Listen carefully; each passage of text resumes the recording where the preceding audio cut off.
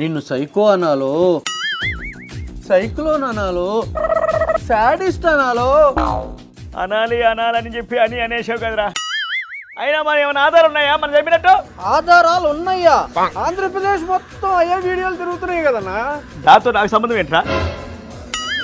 పోలీసులు సరిగా లేరు, సెక్యూరిటీ ప్రాబ్లం, డ్రైవర్ మిస్టేకు, అన్నిటికి మించి ప్రభుత్వం నిర్లక్ష్యం. దానికి నేనేం చేస్తా? నువ్వేం చేస్తావులే అన్న, కాన్వాయిని తల మీదకి ఎక్కిచ్చేస్తావు.